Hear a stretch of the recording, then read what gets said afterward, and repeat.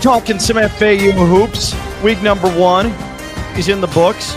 Not shockingly, myself and Damon Arnette, we have some thoughts on the opening week, so might as well take some time on and this breaks all podcast protocol, especially all of them, all of them, especially when we're going to repackage it as an audio version. But we are recording this on Thursday before FAU's 4th game of the season. FAU is going to have Coastal Georgia at the Ellie, but it is the Florida Atlantic Voice presented by Robes Law Group, ROBES, robeslawgroup.com, personal injury lawyers, and the presenting partner of the Florida Atlantic Voice. For those of you that have been waiting, we are here. We are on YouTube. We are on Twitter. This will come out as its own audio portion. So take the weekend. Got a little bit of time. Carve out some time to listen to this over the weekend. But we are your trusty FAU Basketball Radio and Network broadcast team. Damon Arnette, FAU Basketball legend. I am Ken LaVicka, and Damon, here we are, three games into the season, and at 2-1, especially with opponents like Boston College and Charleston and Liberty. I don't know about you, but I'll take that. Oh yeah, and I think going into this early quarter, I guess we can break it down. The first four games is kind of how we like dissecting. Yeah, I mean, we are into the first quarter of the season, but we've got about, I'd say, 6-7 games before we hit the first quarter. And right now, I know coming out of the first quarter, well, actually, let me say going into conference play, I know Coach Jake has wanted to be around, 3 or 4 losses, if that was something that was doable for him. And this being one of the 3 or 4, if you look at the schedule, the remaining schedule, I guess you're on pace to kind of keep that. But yes, overall, you'll take a 3-1, especially with this new group. And what I'm encouraged about is how we won the game. And I know the loss was bad based on the scoreboard, but there's some good things to take even out the loss. So I think because it's freshest on everybody's mind, I guess we talk about that Liberty loss, 20-point loss, 88-68. What my overlying thought on this, one, it takes forever to get to Lynchburg, Virginia. I mean, sweet. Well, we're going to your travel. Oh, my. That was a disaster for everybody. And FAU, the basketball team's travel was a disaster too. But Lynchburg, if you've never been there, that's where Liberty is. There truly is nothing around, and it's very hilly, and if you're driving at night, it's very dark, and it just feels like a catastrophe waiting to happen. But it's a place where passionate basketball fans, passionate sports fans, Liberty's the only game in town. Great college town. The arena is phenomenal. The team is phenomenal, and point blank, exclamation point, and you can even put parentheses around it and put it in bold and underline it. That is a Liberty basketball team that has a core 4 players. 3 of them have been there for 3 years. 4 of them have been there for at least 2 seasons. That core has over 100 starts under their belt at that place, and it's shown very brightly the chemistry and the consistency and the retention of that roster compared to a team that is 3 games into trying to find a way to meld. And you're exactly right. And you said the 2 C's, especially that apply to every sport, but basically it is paramount and a basic ingredient that you need to have a successful team, especially in this era of college basketball. The 2 C's are core and chemistry, and Liberty definitely had it. And then you put in being hot from shooting from 3. I'm sure that's what it feels like to play against a Steph Curry led team. I mean, that was when everything's going down. That was absolutely ridiculous. I mean, I'm sure that you've been in that spot, and you know better than me. It's deflating, Ken. There were some breakdowns defensively, but I would say for the most part, I mean, you've got a hand up, but you're only going to go so far beyond the perimeter to try and challenge a shot when you know that there's back cuts coming all over the place with this offense, and Liberty just could not miss. What does that feel like when there's literally just sort of nothing you can do but put up the white surrender flag? It's deflating, and in basketball, they're very it's very rare, but it does happen because of the 3-ball. You can always get yourself back in the game quickly. But similar to football, and I hate making football and basketball comparisons because they're total opposite sports. But you know how in football and FAU football has been victim of this, where you could honestly say you lost the game in the second quarter. Yeah. You know what I'm saying? That you gave up the touchdown and you can play fine the other 3 quarters. Exactly. But the second quarter, that death quarter, is where you lost. Exactly. That's what happened with FAU men's basketball versus Liberty. They lost the game in the first 9 minutes of the game. Yep.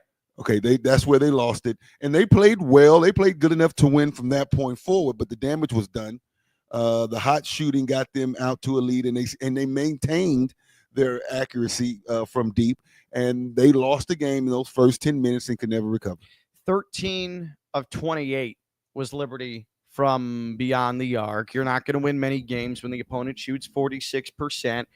And this is just an arbitrary number. I think FAU defended the 3-point line well enough to keep Liberty sub 35% without a doubt from 3. But Matheny went absolutely insane with 7 threes in the first half. And then you had Brett Decker, who hit 4 threes in 4 possessions once FAU would cut their Liberty advantage to 14 and nearly had Max Langenfeld trim it to 11. Decker comes down and just throws 4 straight. It was like 4 straight left hooks, and then he hit you with that kidney shot. And it was exactly. And Matheny, I think he was 5 for 7 at one point. Yeah. And he was 5 for 7, and then he hit the 7 threes total in the first half. Just ridiculous. And he was 4 for 4 doing that 5 for 7 stretch in the first. And so you had 2 players that took turns at opposite ends of the game going 4 for 4. Yep. And mind you, Ken, consecutive trips. I mean, it wasn't 4 for 4 over a 20-minute span. No, it was consecutive, bang. consecutive trips up and down the floor. They both had 12-0 runs on Florida Atlantic and scored 12 points in a row for their team, and they just could not overcome that. But that's not going to happen every game. Yeah. One thing, and you and I talked while I was sitting in the Richmond airport for damn near 6 hours on Monday trying to get back to South Florida.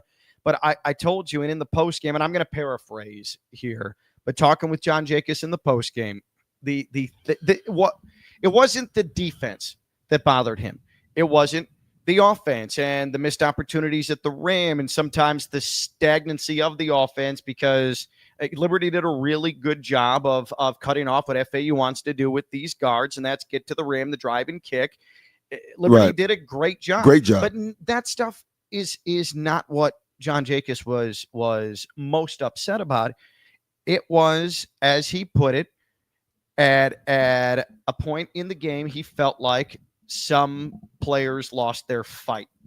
And this is not to pile on because, listen, if you're getting surgically carved and it feels like no matter what you do, there's no curbing it, it's going to feel helpless. It's going to feel like what do I do here? And your fight is inherently human nature going to be lost. And you're in game 3 of the season playing your first true road game. John Jacobs sees that, and he is able to now identify that and say, hey, this happened. Let's make sure it doesn't happen again. And here's the mindset you have to have if you're going through this again. Because, listen, it's a 32-game regular season. You're going to go through something similar again, whether you like it or not. And Florida Atlantic is the exact opposite of what Liberty was in terms of experience, togetherness, leadership. We're the total opposite of that. We're searching for those things that Liberty already has. And in those moments, I think what disappointed Coach Jacobs is that there was no leadership during those moments. There was nobody, competitively and encouragingly punching someone in the chest saying, let's go. Let's get this together. Come on. There was none of that. And I think they all kind of folded the tent emotionally, and still just kind of went through the motions. Because you have to remember, Ken, as well, guys, this probably was the first game that they're seeing those kind of meaningful minutes in that type of situation. In that environment. So a lot of these guys and our viewers need to listen. Together, at the very least. Like definitely Kenny together. Carlisle's been there with his time at USC, and then at UCLA, and then Indiana. And obviously Elohim at USC is doing it. Devin Williams, same thing. It's different when you're together with a new group like this. Exactly. You have experienced it sell out on the road against a team in Liberty that won 28 That's a tournament team. Tournament team. Tournament. That is a tournament team, and not only all those things that as you just mentioned, those new experiences. Now they're not only experiencing those things, but they're experiencing them being a big piece of the puzzle. Yeah. Okay, so it's one thing to experience it where nothing or minimal things is being expected from you. It's total different expectation and experience when the expectation is supposed to come from you, right, as opposed to us. Anytime you talk about in basketball, especially when there very rarely is an us when it comes to certain moments. Right. Okay. Okay. For instance, Steph Curry, you're down 3. Is there an us? Is there an us? Yeah, no. No. So that's my point. And so right now they don't have that person to fill in that individual gap on behalf of the team. Right. In those kind of moments. But I do believe we have the character and the makeup as the season goes to develop it. Overall, what are your thoughts on just the 3 games to this point? Just your overlying thought, your overlying just sort of observation of this team through 3 games, keeping in mind it's super early. Well, it's unfair for our listeners for me to compare this year's team and last year's team because they may not have seen last year's team to know. But as far as you and I sitting here just conversating, I'll try to do it and paint a picture for our new listeners. In comparison to last year's team, the vibe is different in terms of entitlement. Right. Sitting, watching practice, and getting to know these guys and knowing where they came from. You had a lot of guys that came in with accolades. Okay. And those accolades do travel, meaning, I'm Mr. all this from that, and I was Mr. Player of the Year, and great. But that travels with you. So now you think just on site, you're going to be Player of the Year here as well. Right. Okay. And sometimes that ego travels, but the work ethic doesn't. Yeah. And I think that's what was missing from last year's team. And so with this year's team, I believe the work ethic is there to get better individually and as a unit. And I would be surprised to see what happened in Liberty happen again. Not to say that we're going to pull all close games out and all that kind of stuff. There are going to be lopsided we won't lose that way. Exactly. But Jacobs won't have that feeling in the post-game show. And my other impression of this team is that we have, as opposed to last year, where there were so many interchangeable parts, but still not the right parts, if that makes any sense. This year, we have the correct parts, kind of still interchangeable, but not really. For instance, Low-Key is not going to step out and shoot a 3. Yeah. Okay. Yeah. He's just not going to do that. He's kind of like Montas in a certain extent. You knew he wasn't going to do that either, but he has the energy. He has the toughness. And not to say that Montas didn't, but he has experience that Montas didn't. Yeah. And that's what was missing. That was a piece that we didn't have, is the experience from that position. Okay. Yeah. And so, but overall, I really think in a nutshell that this is going to be a team that's going to come together quickly just because of their individual personalities and their overall youth. And I like the fact how we can shoot the ball. I like how Coach Jacobs has sped up the game to take advantage of the guards. And whether you saw we full court pressing. Yeah. But at Liberty, you can't full court press when they're draining threes from you. Right. Right. When you're taking the ball out the net. There's just nothing you can do in that spot. So I like our team. We're athletic.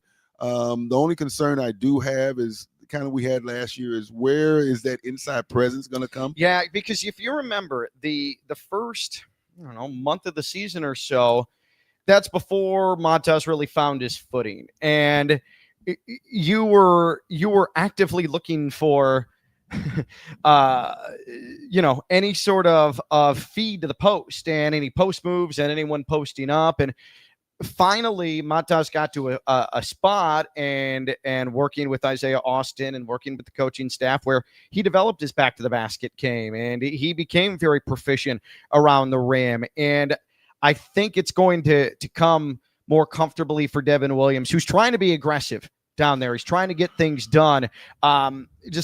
It hasn't quite clicked yet. And I think that I don't know yet. And, Obviously, we'll dive in a little bit more with John Jacobs. I don't know enough about Xander Pintalan's inside game to be able to proclaim that he's going to be able to play back to the basket. He feels almost like more of a 6'11" wing. I can tell you this right now that you're not going to get that from Pintalan.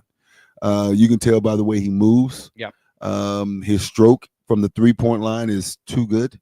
His footwork is that of a perimeter guy. You got to have footwork to play in the post. Okay, his footwork is perimeter. That's why they're running down screens from him. He's catching and shooting off of a screen. He doesn't have, at this stage of the game, he doesn't have the footwork to put his back to the basket. Can you throw him down there? Can you give him the ball to do it? I'm sure you can. He's still almost 7 feet tall.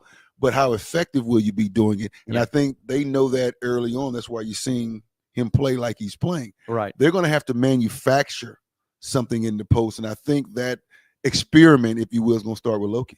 For those of you that are watching live right now on YouTube and Twitter, feel free to hit up the chat and let us know what you think. Give us your questions, and we'll get them addressed here on the Florida Atlantic Voice. The interior, because again, we keep focusing on that. And I think you have to. Yeah, we because have I think to. that's where the biggest question mark is with this team. And I want to be clear about something too. Florida Atlantic is not the only team in the American that feels like, well, we've got to develop this inside game. I don't know if you saw Memphis play at Ole Miss the other night.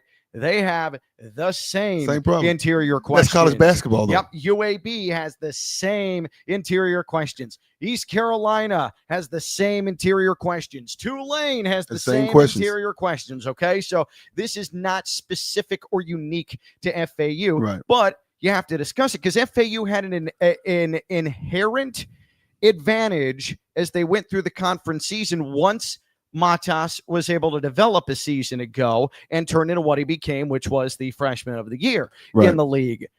So I think the obvious comparison to Devin Williams is, you know who I'm about to say, Baba. Right. You know, and whether it's the similar build that they have, whether it is... You say similar, I say the same. You think they're exactly oh the my same? Goodness, See, yes. I would say that maybe Baba was a little bit, but I might be wrong, a little bit more sure, at least early on around the rim, but I can't even confidently say that. The reason I bring up Baba, though, and this is not me trying to take a dig at Baba, who has had an exceptional start to the season up at Cincinnati, by the way. We love Baba, and Baba did a lot for this program last year. But Devin Williams can absolutely, in my mind, put, and maybe not the same production as Baba, but he can enter the same neighborhood, can he? Like once he gets used to the physical nature he's going to have to play with underneath, because Devin's not the biggest guy. He's not the most broad-shouldered guy. He's going to have to adjust to, because this league, these wings, they'll get on you. They may only be 6'8", 6'9", but they're going to bang with you. He's got to get adjusted to that. And he's going to be just like a lot of the players on our team, because that's what kind of Jake is recruited. You got some guys that need floor time. To get better. They just need to get out there. They have abilities, they have capabilities, they have the desire, but they just need the experience and the work hours on the court to start seeing their game grow. I'm sure this was the first time that Williams has gone through this stretch where he's missed so many layups. Yeah. Point blank. He cannot get down on himself because he had an impossible time against Boston College, was much better against Charleston. And then his first 2 touches against Liberty, he gets swatted against the backboard. He's just got to stay with it. He's got to stay with it. He's going to play himself out of that lull that he's in around the basket there. But the offense also, too, now is dictated on a lot of hit and dives to the basket. Hits meaning setting a screen and roll, diving to the basket using that athleticism, and they're going to try to throw the ball over the top. Mm-hmm. That play hasn't been there. Okay, and so I can tell right now he needs the ball on the move, and I think you'll get a better result as opposed to him just catching it vertically straight up. That's not where his strong suit is. And that was not Baba's strong suit last year either. Exactly. They're not vertical leapers. So you flat out, and I trust your analysis on all of this because I'm just a guy who calls the games. You have the basketball brain. Baba, Devin Williams, you think that it's kind of a wash when we're talking talent level and ability between the two and build and the entire scope of their game. I think Baba was more at this stage of the game, just comparing them to last year. Baba obviously was a little bit more comfortable on the perimeter. Okay. Shooting the basketball.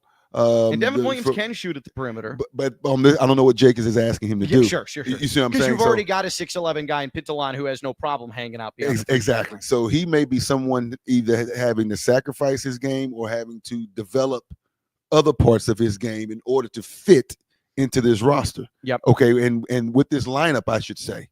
Okay. So we'll understand this too. It's all about lineups. Yeah. Okay. It's all about lineups. So Coach Jacobs could easily put in Max instead of Williams, and then have Pintalan take Williams' spot. You see what I'm saying? Yeah. And so it's you mean Maxime Logie? Maxime Logie, because Max Langenfeld, I don't think we want him down. No, Maxime Logie. Okay. You could easily put him in there to do the things that Williams is doing. Bring Williams off the bench, and see what you have, and let him come in and play more perimeter.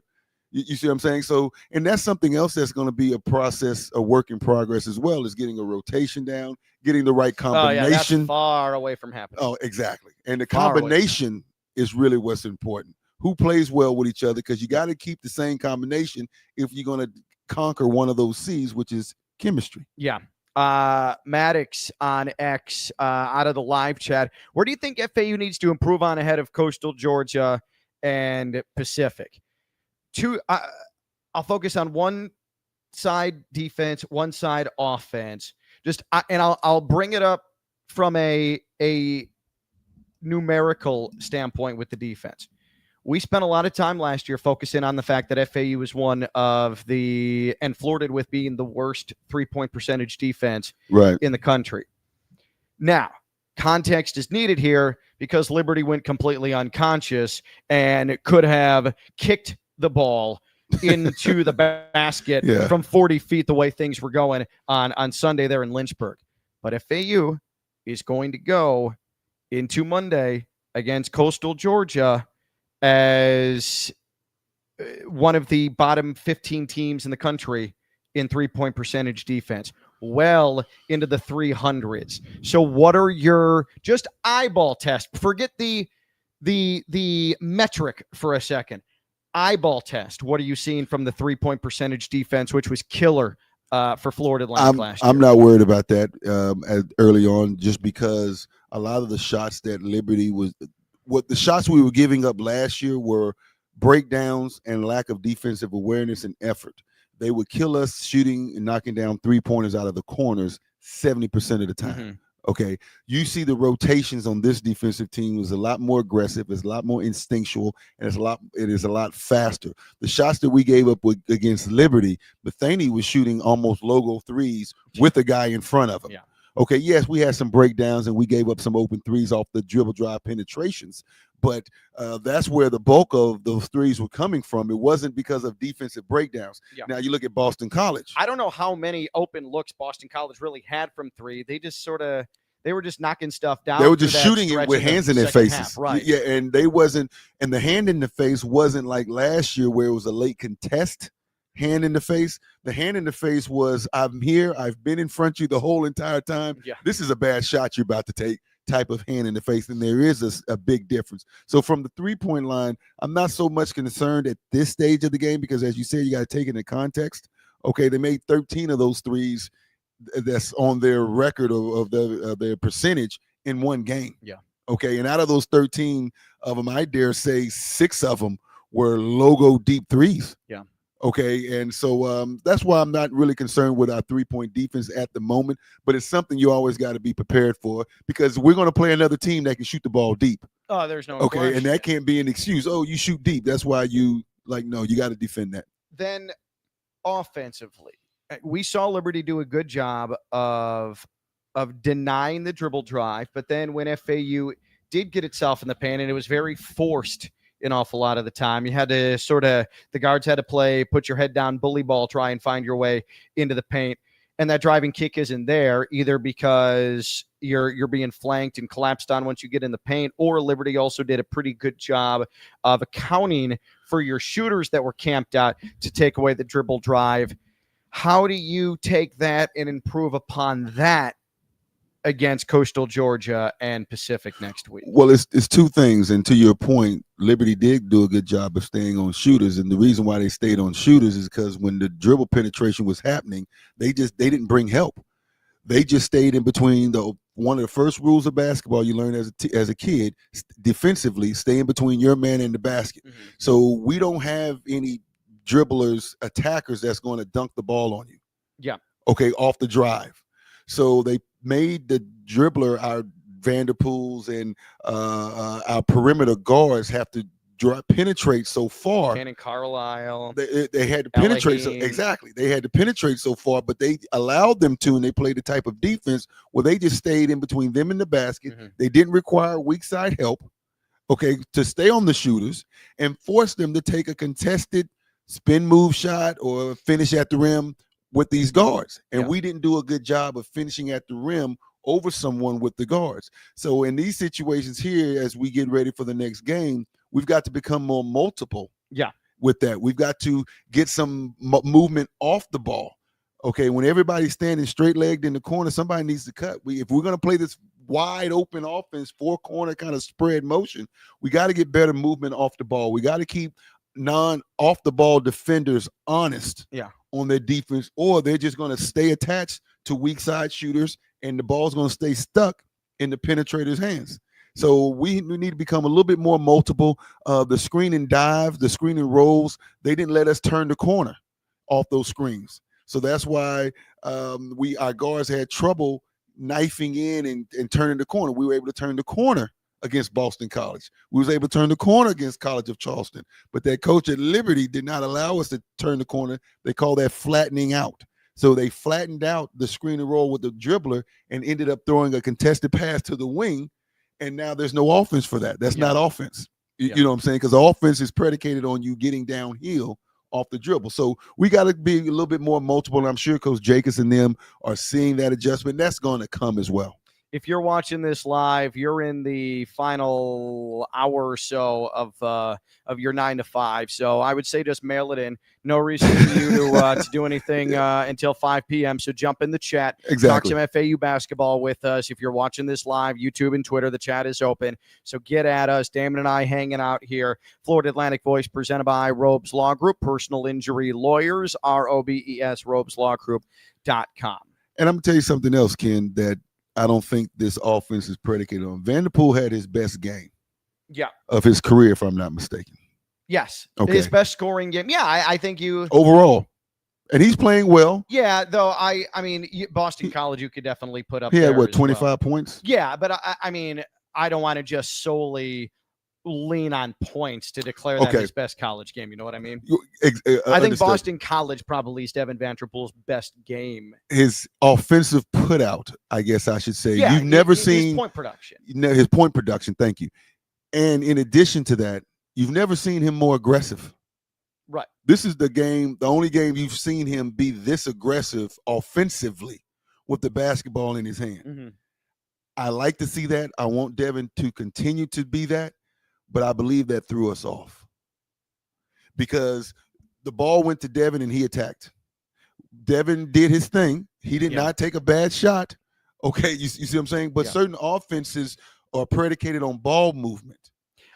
What I would argue to that is the reason that started to happen was a reaction to what Liberty was doing and the movement that FAU wants, and the sharing of the basketball got completely taken away. So it was sort of, all right, Dev, we kind of need you to do your thing. Agreed, but you can't that's called being taken out of your offense. Sure. You can't allow that. You can't allow that as a team, and that's where the chemistry and the core comes into play, where you don't allow that as a unit, because that turned into, for long stretches of the game, 2 passes to Devin, he put his head down attacking the basket, or he made some threes. Yeah. That I'm not going to say ill-advised. Only ill-advised, in my opinion, is because we're just not used to seeing him take that shot. Right. And you see what I'm saying? It wasn't a bad shot. I like the way Devin played. No doubt. And I want to get into a larger conversation about Devin, but just with what we're talking about, it did feel like someone needed to hero ball it. At least when FAU was trying to come back into this game, or trying to at least see the ball go through the basket. and Devin became the one who was chosen to hero Hey, ball. make no mistake, we probably would have lost by 30 if Devin didn't do what he did. Okay, right. so Right. and trust me, I've been in that hero ball moment. He was the one who triggered the push that got FAU within 14 as early as 11 minutes. Exactly. So I guess what I'm saying is this: if this is the Devin Vanderpool of 25-26, the offense needs to adjust a little bit. So where everybody's understanding, Devin's about to do his thing. Yep. You see what I'm saying? So I have no problem with that. He's capable of doing that. But the other 4 people on the floor need to be aware that, okay, this offense, when the ball goes over here to Devin, we know what's about to happen. So that means now I can crash. Mm-hmm. I can go try to get some offensive rebounds. I can cut. I know my spacing. I know what needs to happen because I know based on the set that we're running that Devin's going to look to score and be aggressive. Now, Devin's not a selfish player by no stretches of the imagination. That's why I think that he can continue to be successful doing this, but he did it out of the scope with not in the confines of the offense, so to speak. Yeah. But so when I felt as if by watching the game, the other 4 players were unsure what was happening because you know this. Devin's never played that aggressive offensively. Yeah. And hopefully that was his coming out party. He played very well. I love a guy putting up 25 points a night. Well, not too many times. Yeah. Because Damon Arnette needs to keep his his single season scoring average record at FAU 21-9. Yes, 21-9. Yeah. So let's just go ahead and say 22. We round up. I don't think rounding up works like that. It does in that work. Situation. 21. I mean, rounding works like that, but I don't know if in this specific situation. I know it's only been 3 games, but just watching him play. And it's been so striking because he, in the sporadic times he played last year, was put him in for defense, and he's not going to give you really any offense at all. Devin Vanderpool, through 3 games, there is still a ton of body of evidence that needs to come. But early, Devin Vanderpool is in my realm of in my 19th FAU basketball season, he is in the realm already of the Elijah Martin Nellie Davis Award for biggest improvement in overall game from one year to the next. Elijah Martin has the edge on that because in his first year at FAU, he butted heads with Dusty and was just like a baby. What do you call a baby deer again? Like a foal or something? Yeah, something like that. Or I think the male is a foal. Yeah, baby deer. Baby deer. But just all over the place. You could tell he was a high school football player because he was just reckless, baseline to baseline. Didn't really bring any sort of smoothness to his game. And then the next year, all of a sudden, he's just putting in buckets. Nelly was the same thing, except you saw late in the first year that he played, there was something there. And when FAU played in the CBI up in Daytona, he got a start, and all of a sudden you're like, wait, he has a hook shot? Wait, he's able to finish around the rim? What is this kid? And then that followed up the next year, which was the Final Four year. But then Devin, like, he threw 3 games. If this is what he's going to be, his ability to get to the rim, we knew he could defend, his ability to hit the 3-point shot. He has worked a hell of a lot on his jumper. Like, he's knocking on the door a little bit, or at least driving to that community. Well, I'll tell you this, and I think you have to be a blind man not to see Devin's improvement, as you're stating, from one year to the next. But there's a lot of offensive obstacles that he's going to really define how well he improved, because there's no scouting report on Devin. So, yeah, we're about to get to that point where there's no scouting report. We might be at the scouting report time. There is no scouting report on him. And now the scouting report, how do you play once you're being scouted? Because a scouting report goes beyond just putting your best defender on Devin. Yep. So now you're going to draw everyone's best defender. Sure. Okay. I think the way he has played feels like it translates to him being able to eventually break down the game plan against him. Like, it remains to be seen, but his ability to get to the rim, but he's not just one-man show like he is. I would still say he's more of a willing passer than he is without a a doubt. That's why I love his game. That's why I love his game. Yeah. You know what I'm saying? I love his game. But his game is going to continue to be tested because now you start, especially when you go into a conference play. Okay, but now when you go into one game and the next, and success brings more attention. Always understand that, especially as a scoring. Success brings attention. And so now when you draw, you don't know if Liberty put their second best defender on him and put the best defender on Carlisle. Yeah. Okay, but this is nothing but good for the team. So now Carlisle gets off. You see what I'm saying? So how is his game going to continue to grow and develop when he's commanding through his successful play the attention of the other team's best defender every night, Ken? It's going to come every single night. That's a very good point. And not only that, that's just level one of it. But now there's a help defense schemed around you, because if you are that dude as a defender, I know I can't do this by myself, and we've practiced all week for my help. So if I'm going to get beat, I'm going to get beat and send you the direction where my help is. So now what do you do, Devin, with your game? How do you lean on your teammates if that's what's necessary, or how do you still knock down the same shots that you've been knocking down? So, I mean, all that stuff is test to come, and he's going to handle it well, but that is how his game is going to continue to develop. That's a really, really, really good point. Like, that's extremely well said. Maddox in the chat, how do you think some of the freshmen on the team, even the ones playing in their first season in college basketball, have looked so far this season? So, who's the freshman? Isaiah? So let's go through the freshmen, not the guys playing their first year at FAU. Okay, true freshman. If Maddox is talking about the freshmen, well, let's go redshirt freshman as well, because Amar Amku is a redshirt freshman. Didn't play last year, but he's starting to see minutes here.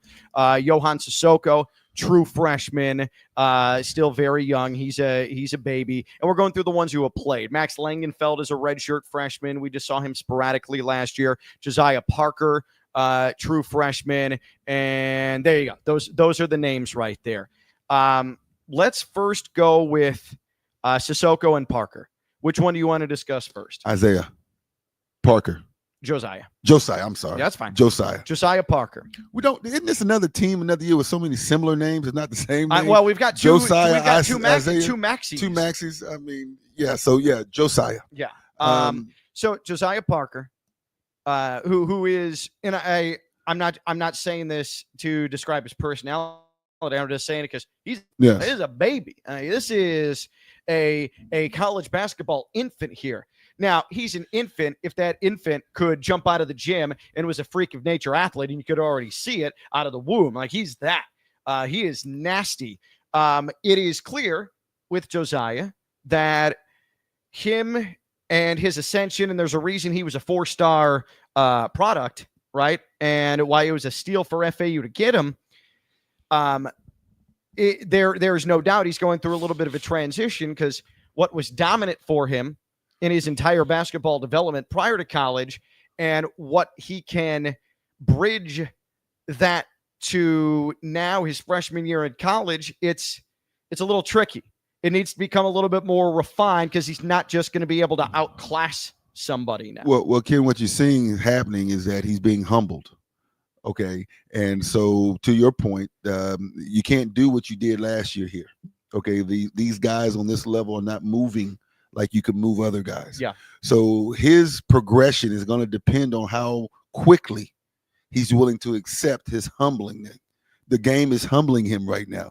You see him shooting the shots up the side of the backboard. Those are the same shots he used to shoot.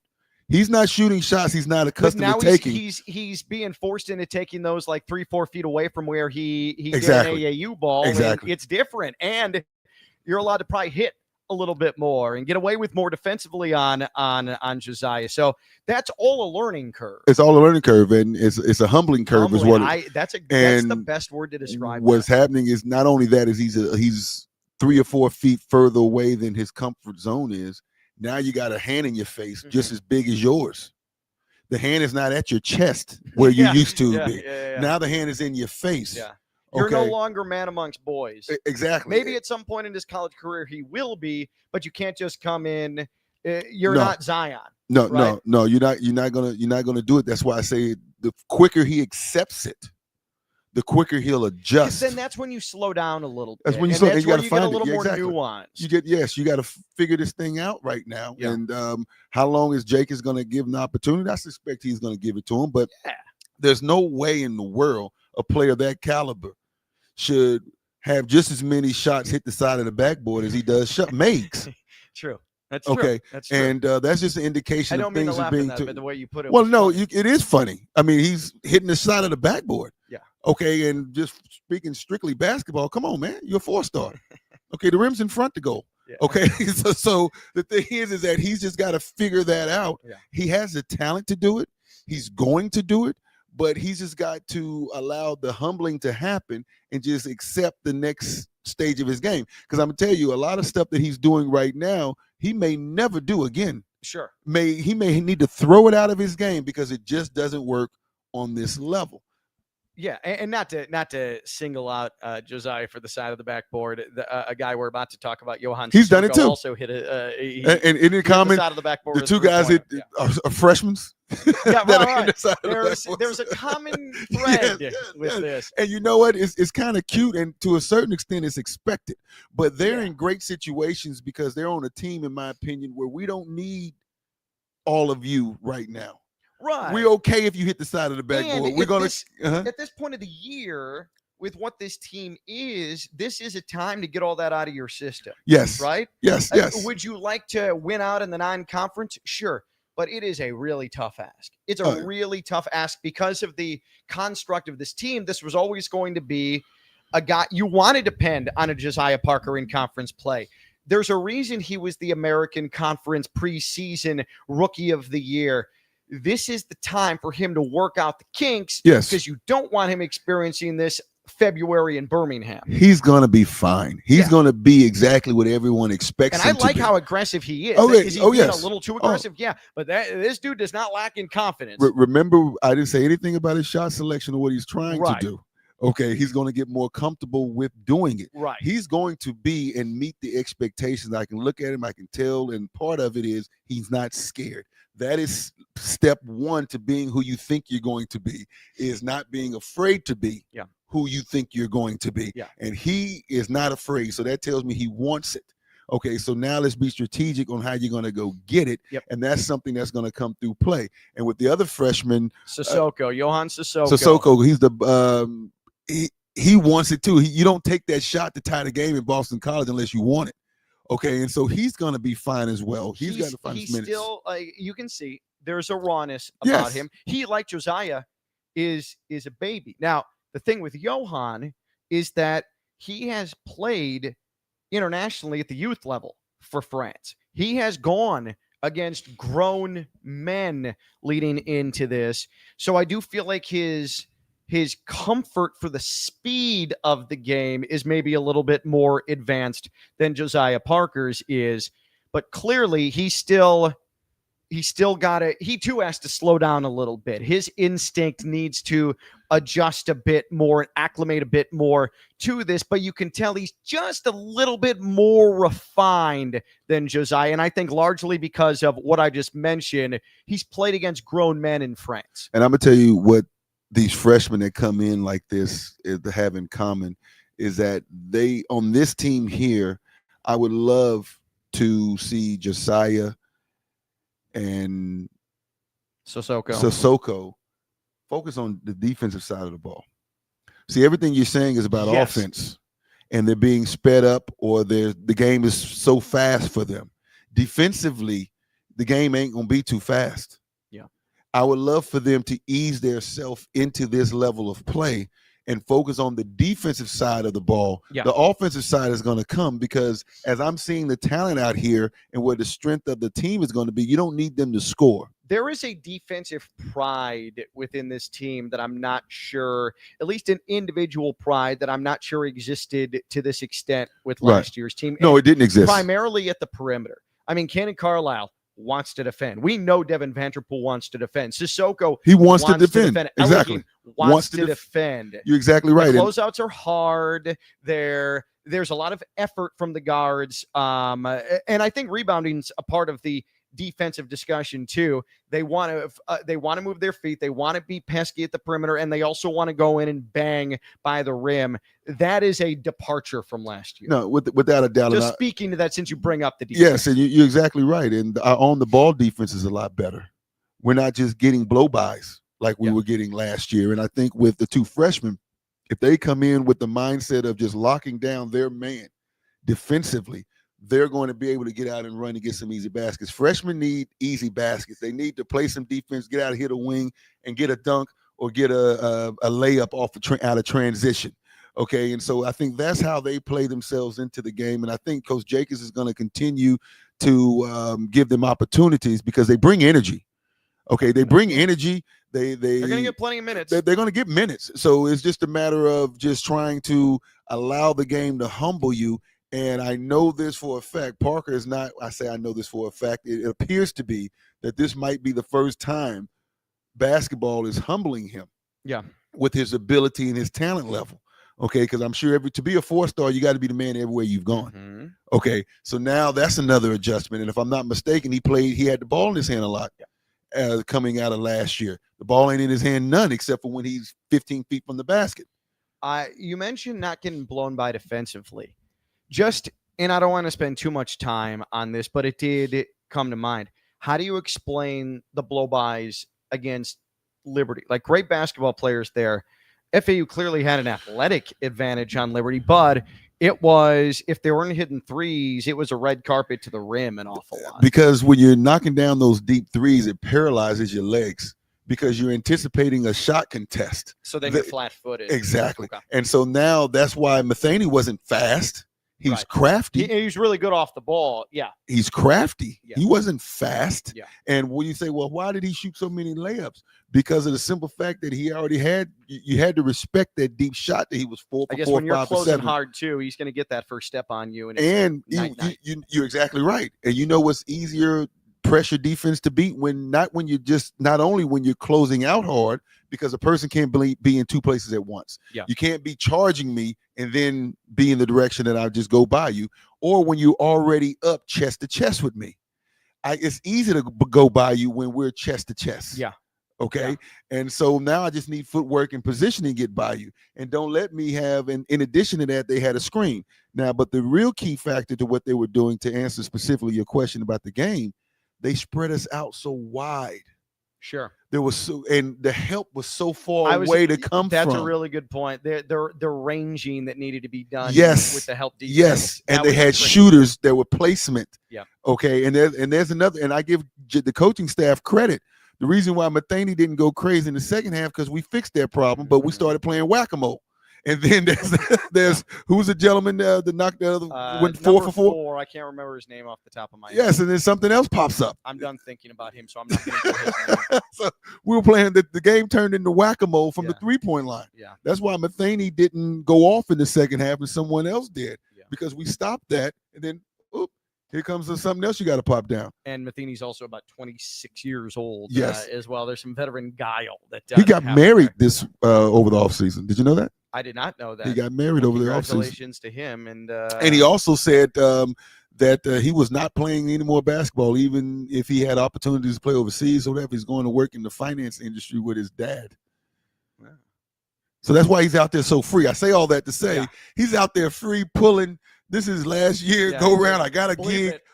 Yes, I got a gig. I just got married. Now, he didn't say that word because he goes to Liberty, and I don't think that. I didn't know that's a Christian school, isn't it? Very Christian. I did not know actually. That. Just to round out the freshmen, just because I think it matters. Amar Amku, I am really excited about him. There is absolutely something there. Don't be surprised if you start seeing him get more and more minutes as the season goes along, because at that position, he adds athleticism and strength. Yeah. Okay. And if you want some kind of inside presence, I would not be surprised if they start working him into it to be that some level based on his ability of that inside presence. He's too athletic. He's got such a great frame, and he feels the game to not inject into this offense, into this roster, into the rotation of some degree. He's going, I believe, because he's been hurt. He's been injured over the last year. Ease him in, but I'm telling you, this guy is going to contribute in big moments, I think, because he 6'7", 215, but and credit to FAU strength and conditioning coach Zane, he has worked with Amar, and a big part of the recovery for Amar is with Zane working with him extensively during the course of the offseason. But Amar's also bigger. After the spring football game, I went to the Flanagan's right off of US 1. Okay. Yeah, on Federal in Boca. And I walk in and I hear Ken, and I turn around and I didn't recognize him at first because he was like 2 times bigger than the last time I had seen him, but it was Amar. And he's big and broad-shouldered and he's strong. He rebounds. He has post moves. Like he might be one that turns into back to the basket type of player. I'm not saying it's going to happen, but I think he has the ability to. We're going to, and you know this, and getting back to your point you made earlier about how Florida Atlantic's roster in terms of the inside presence or lack thereof is just like all the other teams in conference. So, but it's going to be a rat race to see who develops that first. Sure. Which team can develop a 15 feet from the basket game in? Now, when I say develop, I don't necessarily mean a scorer out of that post, but you got to start making passes toward the basket in your offense. You can't just keep throwing the ball from sideline to sideline and bring a high screen and roll out, or throw it to the sideline and bring a side screen and roll. You've got to throw the ball toward the basket, Draymond Green style, who's always in that mid post, not to score out of it, but to facilitate or just to collapse the defense to some extent. You got to account for him. Yeah. And it's going to be a rat race to see which team puts that into their offense. So where you have to worry about it. And the teams that gave us problems last year had that, from the Lundenberg, from Danger, I mean, with Memphis. Exactly. I mean, and then from the Lindenberg from UAB, from Tulsa. I forget the gentleman's name from Tulsa. I hope he's not still there. East Carolina. They had it. And those positions, when you're able to bring the ball to the mid free throw line area, the mid lane area, it collapses your defense on everyone. Just by holding the basketball there, you have to, as you said, you have to be accounted for. Yeah. Because you're too close to the basket already. And I don't want to Max Langenfeld, I think the easiest way to describe his early season is that he's got to find his rhythm. He gets in the game, and I think that because he's not going to get a ton of minutes consecutively, he's trying to come in and chuck, and he knows that that's part of his role, is to come in and hit threes or at least be accounted for beyond the perimeter. But I don't think he doesn't have a great feel now, and that'll come. He doesn't have a position. And the thing is, as you look at him with everyone else, you can kind of tell a position, even though this is positionless, quote unquote, air quotes, basketball now, but there's still some structure to it. What does he play? I know he can knock the shot down at a high clip, but you just stand in the corner and just wait for someone to drive and kick out. Does he attack the basket? Is he a transitional? Can he run transition? And these are questions, okay? But as I see him play, I have to ask myself, what position does he play? He's not going to bring the ball up. He's not going to have the ball in his hand at all. And this offense, outside of being in the post area like Williams is, everyone has the ball in their hand. Everyone's coming off that screen. He's not doing that. So I believe that's why his minutes aren't there, because you're not going to put him in the quote-unquote 5 spot, and he doesn't handle the ball to run the offense and the system that Jacobs has. So that's why I ask you, when you see him out there, you have to wonder, what position is he playing? Yeah. You see what I'm saying? And I think that's his issue. He's got to find himself a place here. And I tell a lot of young guys this, Ken, and parents ask me when they talk about their kids playing high school or whatever the level, play defense.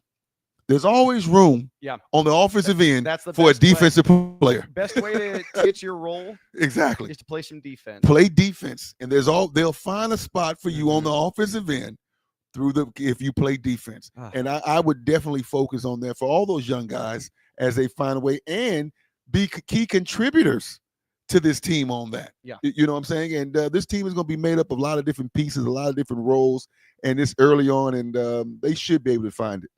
Man, Amar. I don't know, man. He just feels like a total He's a prototype, wild card, man. Yes. He just feels like a total wild card. If Amar can continue his ascension, and again, he's being eased in because he missed all of last year with serious injury. Telling you, man, like, Amar is, I don't want to say he's not the key, but man, is FAU significantly more formidable if Amar Amku can really sort of continue to ascend here. As they say, he's not the key, but he's one of the deadbolts on the door. And I could be wrong. Like, I could absolutely be wrong, and I am apt to getting excitable about something, and then I completely misgauge it. But I just I see. There's touch around the rim. There's some range. There's length for days. And he's strong. He can be a tough guard, without a doubt, and he can be, one of the deadbolt keys to the door. You know what I'm saying? He's not the key, right? But he's one of the keys on the door. The dude, but he can make opponents' lives never say very that. difficult. Never say that. Never say that, because if you look at Vanderpool, I never thought Nelly Davis was going to be the dude, and all of a sudden or you look at Vanderpool. Sure, and you see how he's come out. Dude, yeah. You know what I'm saying? So that's a great point. Being the dude is all about having the opportunity. Yeah. Okay, and so right now, as he's starting to develop his game, if he can fulfill a need, okay, and these freshmen need to have the humble and the team perspective to find a need and go fulfill that role. If I was a freshman right now, if my son was playing basketball on this level, on this team or any team, I would tell them, stop trying to be who you are. Find out what that team needs. That's how you get minutes. Be what they don't have. I like that. Be what you got 4 years. Yeah. Be what they don't have right now, and you'll play more than the guy that has been there. Find out what they don't need. If you don't know what they don't need, go ask the coach. Coach, what don't we have? It's as simple as that. It's as simple as that. I'm going to do that. Why? Because I want to play. Yep. So the quickest way to play is to fulfill a need. Sarah Jacobs, who is the awesome wife of Coach Jacobs. I love watching these guys. Can't wait to see how their games evolve over the course of the season. Yeah, Sarah lives with the man, so she knows as much as anybody. I think Coach Jacobs absolutely is even before the season started wildly bullish on what this team could be, and there are pieces there that you feel like you can maximize and refine and get to ultra productive point maybe a little sooner than last year came. Because if you remember, you go up. You start last year, you went on the road against Indiana State, and you start 3-0 on the season. You feel good. Then you go to UCF, and that's where the defensive problems really start to show themselves. And I just think that there's probably a little more balance on this team. I, again, could be wrong, but that's the initial, and I'm not trying to hope cast. That's the initial observation. No, I like this team. I like every player that I've met and starting to get to know on this team. I can tell that the coaching staff has, I don't want to say learned from last year to this year. But it's natural. You go through your first year as a staff. You're obviously going to have a little bit better idea what you're looking for. Exactly. The experience gained as a staff shows in what they recruited. And there is definitely improvements in every position. There's definitely a lot of upside in every. Last year, you know what? I don't even want to talk about last year too much because that was just such a. I also think desperation. John Jacobs is going to be furious at us if he finds out how much we talked about last year. It is my fault. I'm the one who's directing the entire thing. But I believe that this year's team has so much room to grow together, and I don't get that vibe. Well, I do get that vibe, I should say, that they're willing to come together. They're willing to do what it takes. He's got different ends of the spectrum on this team, from the freshmen, from the returners, from guys coming in from overseas with experience, but still kind of young. He's got so many different backgrounds, if you will, of basketball that are coming on this team that is really ripe for the molding that the staff is going to do. And you can tell right now there are leaps and bounds ahead of that first game. That Indiana State game last year was down.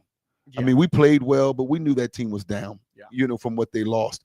But this team, coming out the gate, beating the Boston College in the fashion that we did. And this was a first true road test, game 3 of the season. At maybe the most experienced team in the country. Yeah, that's a problem. And it was the home game for Liberty. Yeah. There wasn't no neutral ground game. And that was inherited. Yes. No sane person would have scheduled that for their third game of the season, knowing they were going to have a new roster. So that was a holdover from the Dusty May era. So we're done with the Field of 68 now. Craig, before we wrap it up, Craig in the chat, I was at the Liberty game. What a horrible experience that was. I mean, it was not a great basketball experience. I will definitely agree with that. Now, going to be self-indulgent for a second. Okay. It was in the throes of an unprecedented FAA decision to cancel flights throughout some of the major hubs throughout the country because obviously staff shortages and the approach that it's better to be safe than sorry. Like, fine. All of that is fine. You probably could have avoided the shutdown. That's an entirely different discussion, right? But this was the reality. Uh-huh.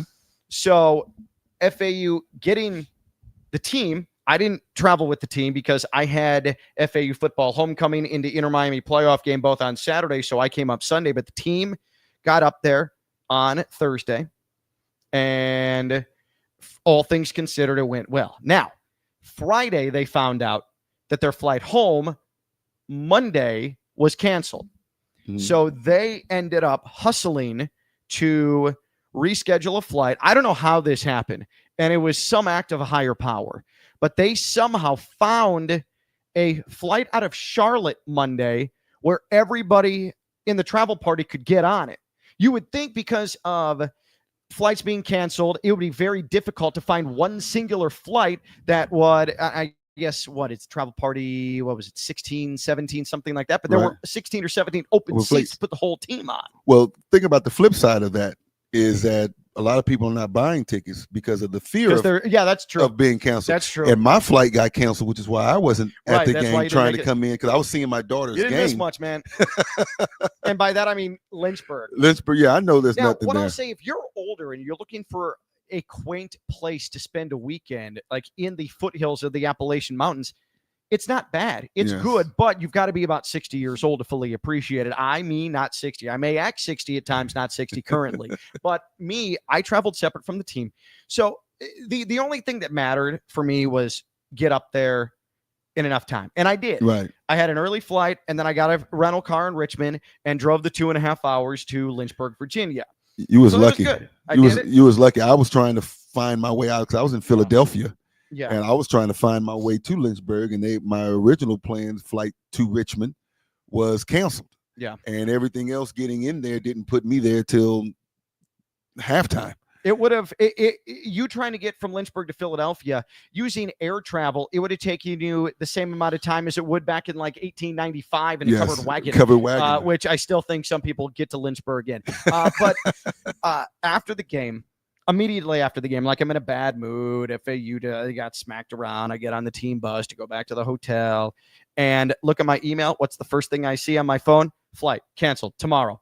So it's like 10:45 at night. Right. And I'm like, I've got a 2.5-hour drive back to Richmond in the 1-star hotel I booked because I thought I was going to only spend like 3 or 4 hours there. So I can, I know that it's probably going to smell like mold and cigarettes. And so I can handle that for like 3 hours. But I better than me. I spend like, you would have slept at the airport or in the car.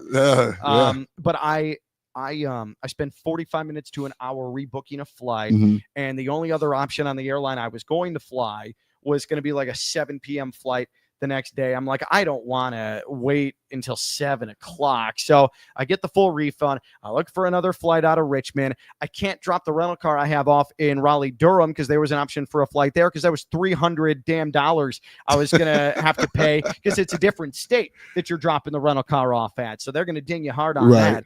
So I eventually find a flight out of Richmond, different airline, 12:45 p.m. that's nonstop. I'll take that. So that's great. I feel good about that. Then the drive back to Richmond happens.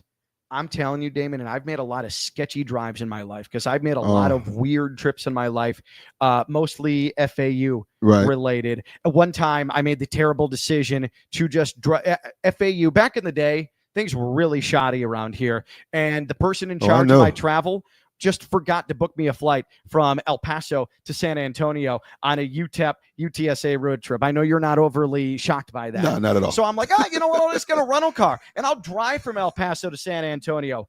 That was the stupidest travel decision. I didn't account for the fact it's 7.5 hours. Yes. And there is, once you get out of El Paso, nothing between El Paso and San Antonio. Like nothing. Like not just like some tumbleweed and cactus. Yeah, there's nothing. Like no gas stations, no buildings, no people, nothing. And so I got to a point in that journey where I don't know why I hadn't looked at my fuel gauge in about 3 hours. Look at it, and I've got less than a quarter tank of gas. And I look around, and there's rocks and sand and nothing else. And I started to panic, like, oh my God. So I literally had to go to a gas station. I don't know how there was still gas there, but there literally was 3 walls to it because one wall of the gas station had completely fallen. So, well, that's Southwest Texas. I know, but I didn't know that. Texas. I didn't. So I digress. It's pitch black. It's Western Virginia. I did not realize how rural and nothing Western Virginia was, and it was raining, and a cold front had come through, so things are starting to get a little bit slick, and it's one-way highway, or not one-way, one-lane highway, two-way highway, or two-lane highway a majority of the time. With no lights? With no lights whatsoever.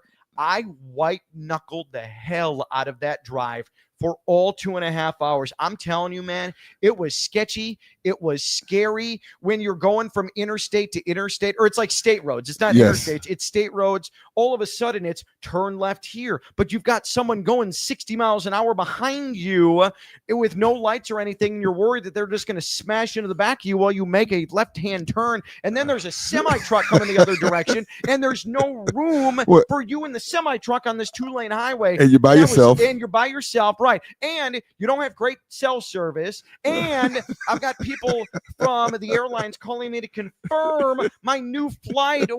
I'm telling you, dude, you've been traumatized. It was like pee pants time. It was awful. You need a hug. I mean, afterwards, it didn't even bother me that my hotel smelled absolutely terrible and every food place in Richmond was closed. My meal that night, because I hadn't eaten either, my meal, they had a vending machine. I got some Pringles. There you got go. some Cheez-Its. There you go. For dessert, I got myself a bag of peanut M&Ms. There you go. And then I drank a Gatorade. That was my dinner. That's that survival kit. Swiping my credit card over and over and over again at this vending machine in this hotel, and I drank tap water. There you go, man. I mean, that's called getting through it, Ken.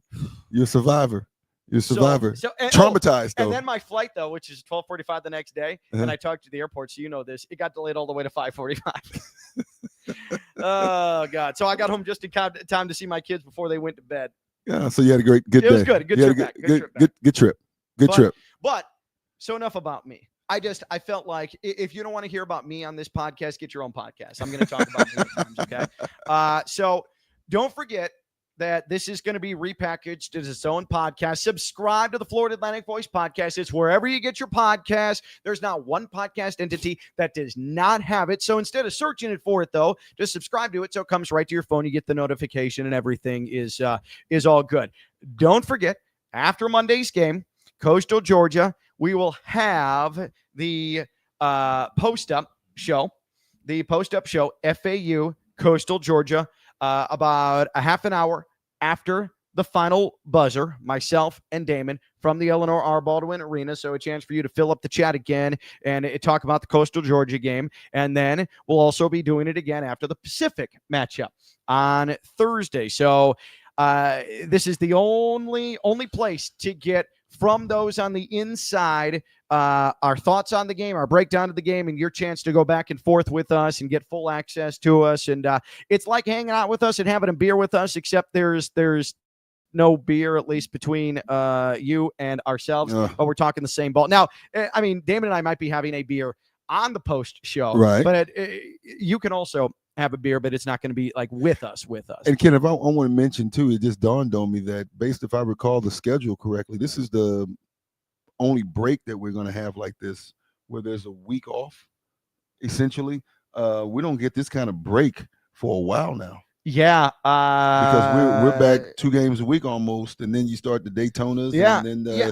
then you go up there to San Francisco, and then you're back the Thanksgiving. You're right before Thanksgiving, and then you get played right after. You're right. You're right. This is the longest stretch of the season without a game. So it's good. You take advantage of it. The good thing is, Florida Atlantic doesn't travel outside of the state of Florida until November 24th when we go to St. Mary's, go to San Francisco. That's December. Is that December or November? Oh, I'm sorry. I'm looking at Loyola Marymount. I'm an idiot. Yeah, December 19th. Okay. So FAU doesn't leave the state of Florida until December 17th, going out to San Francisco. The game is the 19th, and then we come back, and then we play Disney against UCF.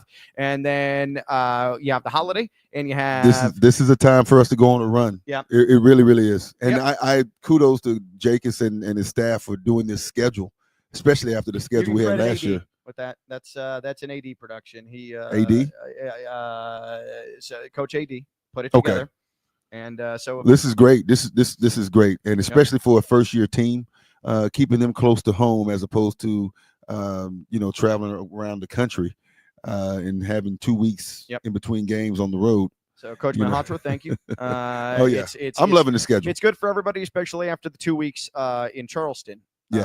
Last season. I'm loving the schedule. So that's a wrap for us. He's Damon Arnette. He has the highest scoring average in a single season in the history of FAU basketball. I am Ken LaVicka. I do not hold any records within FAU basketball unless it's most games called. And I don't think anybody has ever going Let's keep track of that. At least in my lifetime. Let's keep track. You need a golden mic or something. Yeah.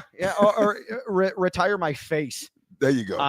Damon Arnette's number and my face. There you go. On the facade. Right next to Eleanor's name. Right next to Eleanor's name. It'll be my face retired and Damon Arnette's number retired. Thanks for listening. Thanks for being in the chat. Thanks for being a part of it. And it is going to be in podcast form in the next 24 hours. He's Damon Arnette. I'm Ken LaVicka. This has been the Florida Atlantic Voice Live edition. Talk to you later. Bye-bye.